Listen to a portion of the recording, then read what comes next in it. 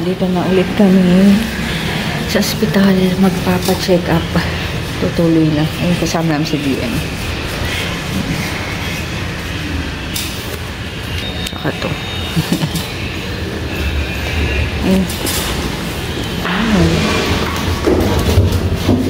Yung ko talaga sumasakay ng ano, ng ganito sa ospital. Ha? Natatakot kasi ako yung mga palabas.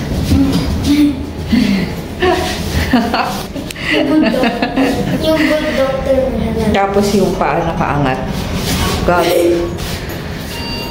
Ayan, waiting. Ayan, tapos na yung aking check-up. So, ang aking delivery date, due date is August 31 and September 1. Or September. O, pwede earlier August kasi ano naman ako. Ano tawag dito? CS naman ako. So, yun.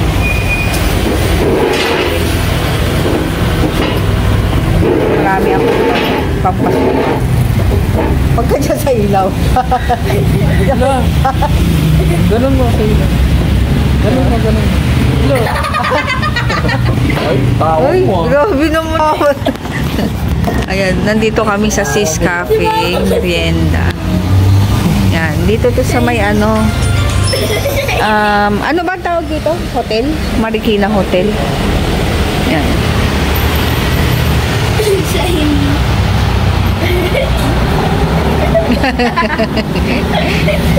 Ay, grabe. Parang naano nga ako. Ano yun? Yung sikmura na naman.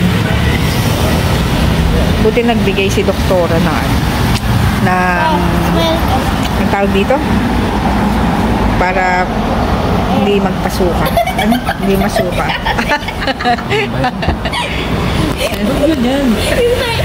Yan, ito, aglio-olio. Anong ano yan, bread? Anong bread yan? Chicken cheese. Chicken cheese? Sa DM wala.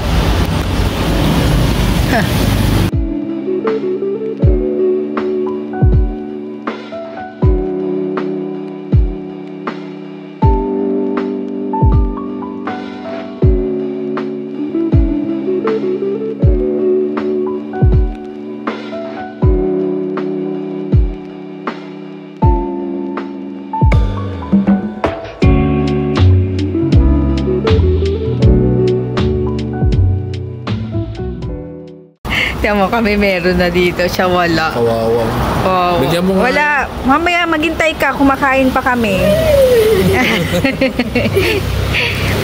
Grabe naman kasi yung order niya.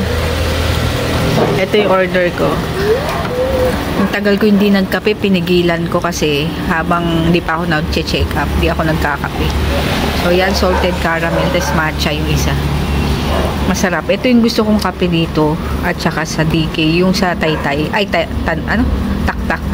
Yung pag nagwo-walking kami. Yan. Kasi ito masarap. Ito rin. Oh, yan na yung order ni DM. Akin na yung bacon. Sarap. Big breakfast. Grabe. Pag nakita ni Kuya yan. Sarap pa. Wag mo siya. Makikita sa post yun. Sarap. Grabe, ubos. Ayan, ubos ang aming food. Ito, take out ko.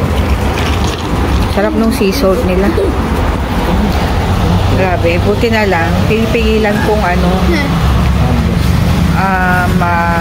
labas yung kinain ko. Kasi alam niyo naman, kada kain ko, nilalabas ko. Pero ngayon, inaano ko na pigilan kasi sayang yun. Ang sarap nung kinain ko. Pricey siya pero sulit. 300. Hindi ba siya pricey sa ganun? 310. Small sa iba eh. Magkano yung breakfast niya, big breakfast, 300, ang dami. So 300 yung sa akin. Sa'yo? 200 lang. 200 lang ba yun? Tapos ang kape? 170, 180 large. Yun. Basta masarap dito.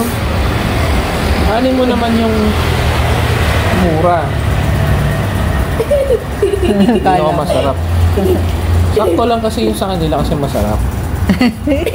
DM! Ay! Oh.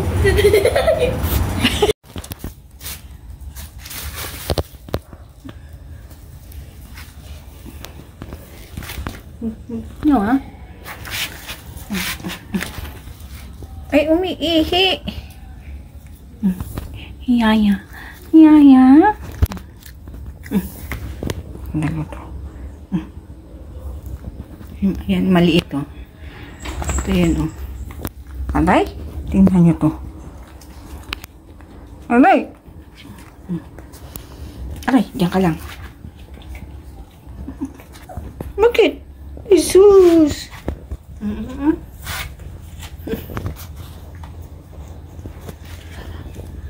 Aray ko.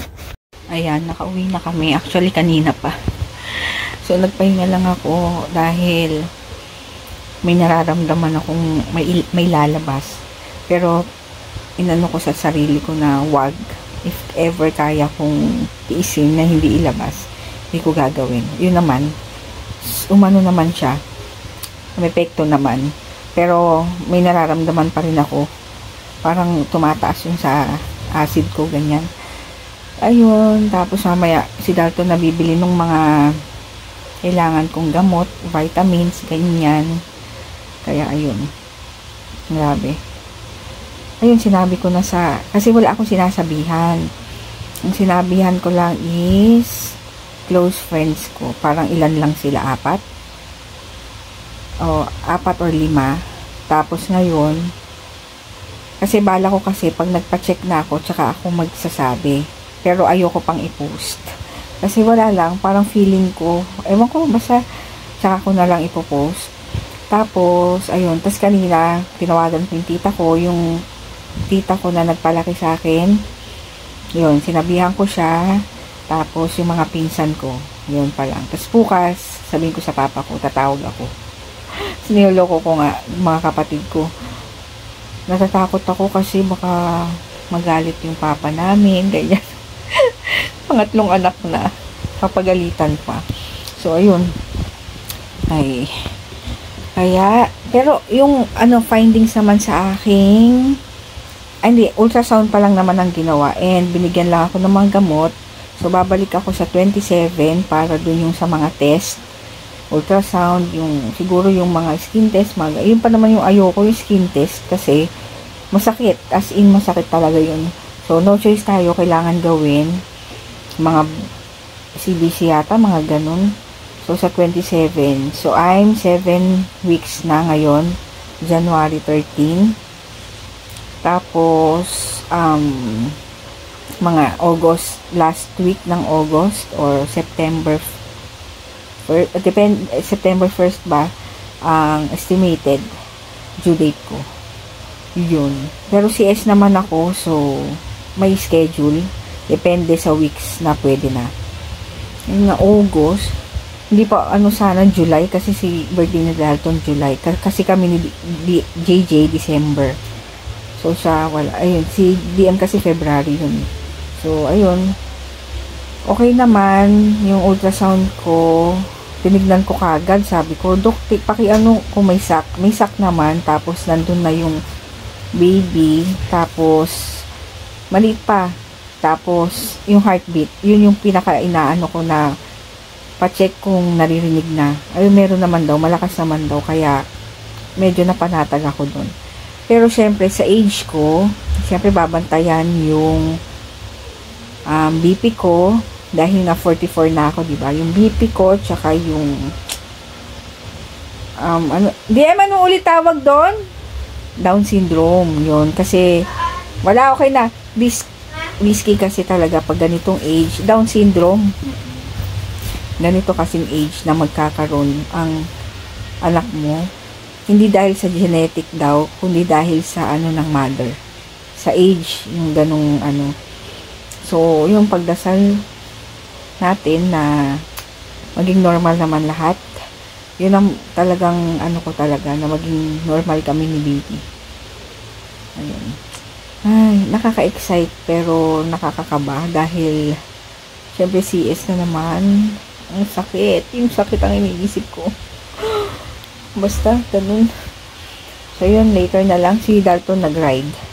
Diyan lang naman sa Marikina.